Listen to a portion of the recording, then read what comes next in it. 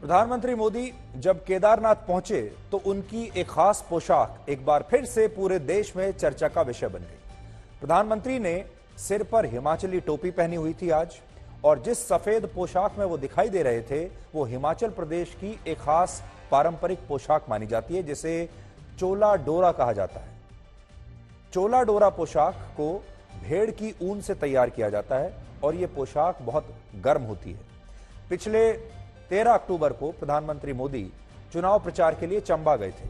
इस दौरान स्थानीय विधायक ने वहां पर उन्हें यह पोशाक तोहफे में दी थी, और चंबा जिले के भरमौर इलाके में गद्दी और नाथ संप्रदाय को मानने वाले लोग बड़ी संख्या में रहते हैं, और उनके यहां भगवान शिव की विशेष पूजा के दौरान यही परिधान पहना जाता है। प्रधानमंत्री मोदी के परिधान पर पीठ की तरफ स्वास्तिक का एक निशान बना हुआ था, जिसके बारे में भी आज तमाम लोग बातचीत कर रहे थे।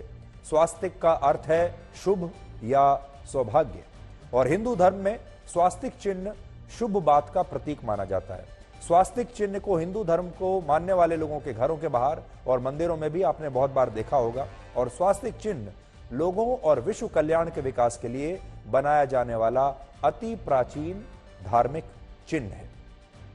तो आज ये जो आप तस्वीर देख रहे हैं प्रधानमंत्री मोदी की, उनकी पोशाक की, ये तस्वीर आज दिन भर चर्चा का विषय रही। जिस स्वास्तिक के चिन्ह की हम बात कर रहे थे वो देखिए उनकी पीठ पर आपको नजर आ रहा है।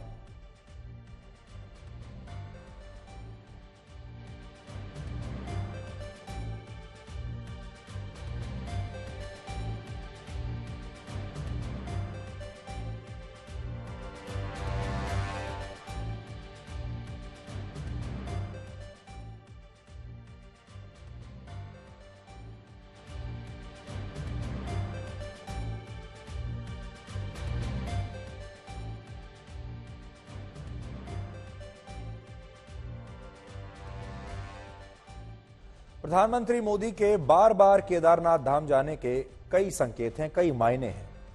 एक तो यह है कि वो शिव के भक्त हैं, भगवान शिव के। ये बात तो वो कई बार सार्वजनिक रूप से कह चुके हैं, लेकिन इसके अलावा उन्होंने ये भी कई बार बताने की कोशिश की है कि वो दूसरे नेताओं की तरह सिर्फ विकास की बातें कहने या घोषणाएं करने में यकीन नहीं करते। वो केदारनाथ त्रासदी के बाद वहां हो रहे पुनर्निर्माण के कामों पर न केवल वर्चुअली यानी दूर बैठकर नजर रखते हैं, बल्कि खुद वहां पहुंचकर भी वहां जो काम चल रहे हैं पुनर्निर्माण के, उनका सुपरविजन करते हैं, उन्हें जाकर देखते हैं, ताकि वहां पर जो सरकारी अधिकारी हैं वो जो काम कर रहे हैं पुनर्निर्माण का अलग अलग योजनाओं पर, वो किसी भी तरह की ढिलाई न बरतें। इसके अलावा प्रधानमंत्री का साफ संकेत ये भी है कि उन्हें अपनी आस्था के सार्वजनिक प्रदर्शन से कोई परहेज नहीं है। एक तरह से यह देश के 100 करोड़ हिंदुओं को एक मैसेज है कि वो कई नेताओं की तरह या पुराने प्रधानमंत्रियों की तरह सिर्फ धर्मनिरपेक्ष दिखने के लिए अपनी आस्था नहीं छोड़ सकते। प्रधानमंत्री मोदी ने आज साफ साफ ये भी कहा कि पिछली सरकारों ने आम लोगों के धर्मस्थलों तक पहुंचने का बिल्कुल ख्याल नहीं रखा, और ये बात उनके साथ एक अन्याय की तरह थी। आजादी के बाद सोमनाथ मंदिर के निर्माण के समय क्या हुआ था वो हम सब जानते हैं।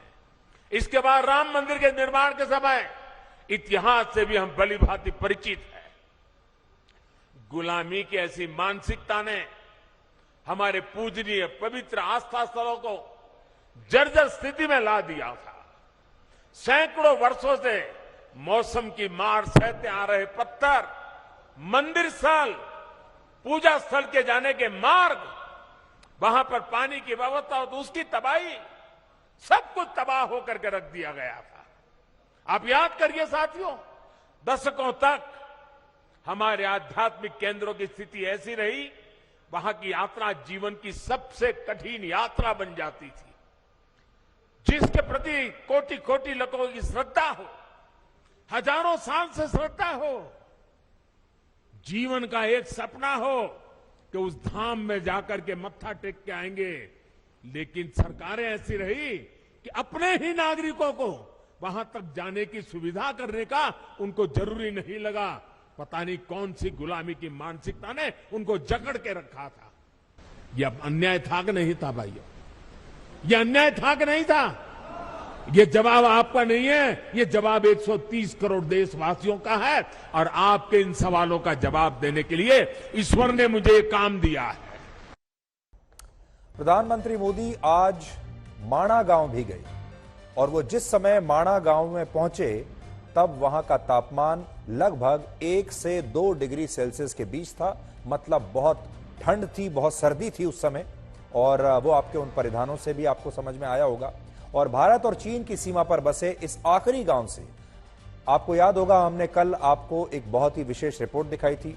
यहां पर एक चाय की दुकान भी है, जिसे कहते हैं कि यह भारत की आखिरी चाय की दुकान है। और हमने आपसे कहा था कि आप जब कभी उस तरफ जाएं तो भारत की इस आखिरी चाय की दुकान पर चाय की एक चुस्की जरूर लीजिएगा, चाय जरूर पीजिएगा।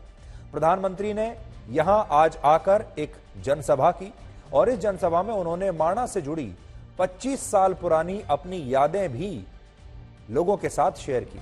उन्होंने कहा कि 25 साल पहले जब उन्होंने यहां एक कार्यकर्ताओं की मीटिंग रखी थी तो कई बीजेपी कार्यकर्ता इसलिए नाराज हो गए थे कि इतनी दूर आखिर कौन जाएगा और कैसे वहां तक पहुंचेंगे। बहुत सारे कार्यकर्ता इस बात से ही नाराज हो गए। लेकिन आज माणा पहुंचना बहुत आसान है। प्रधानमंत्री ने चीन की सीमा पर खड़े होकर चीन को भी यह संदेश देने की कोशिश की कि भारत अपनी सीमा पर बसे आखिरी गांवों के विकास का पूरा ख्याल रखेगा, उन्हें पूरा महत्व देगा, वहां के लोगों को पूरा महत्व देगा, ताकि चीन की जो चाल है वो कभी कामयाब ना हो पाए। और इसीलिए प्रधानमंत्री मोदी ने आज एक बड़ा ऐलान किया। ये एक बहुत बड़ा बदलाव भी है।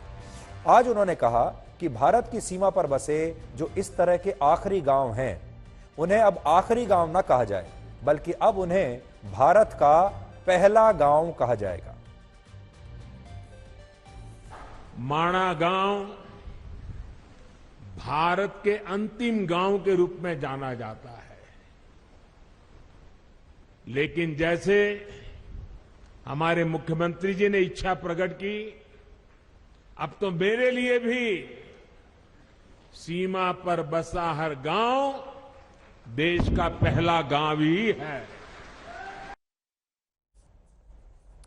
तो आज आपने खास ये भी बात नोट की होगी कि जब प्रधानमंत्री मोदी वहां पर गए, आज उन्होंने उस इलाके की जो महिलाएं थीं वो खास तौर पर उनसे मिले और महिलाएं जो काम कर रही हैं वहां पर उसकी भी प्रधानमंत्री ने काफी तारीफ की। आपने तस्वीरों में देखा होगा, अगर अभी आप देखेंगे तो बड़ी संख्या में महिलाएं उन्हें देखने के लिए आई थीं, बड़ी संख्या में महिलाएं उन्हें सुनने के लिए आई थीं और प्रधानमंत्री मोदी ने वहां की महिलाओं की बहुत तारीफ की। जय बद्री विशाल, जय बद्री विशाल, जय बाबा केदार। इस समय पूरी दुनिया में लोग कंफ्यूज्ड हैं। वो समझ नहीं पा रहे हैं क्या सही है, क्या गलत है, क्या सच है, क्या झूठ है। और ये स्पष्टता हम आपको अपने इस नए शो में देंगे। सब कुछ ब्लैक एंड व्हाइट में बताएंगे। इस शो में मेरे बालों के अलावा कुछ ग्रे नहीं होगा। हर खबर ब्लैक एंड व्हाइट की तरह बिल्कुल स्पष्ट होगी।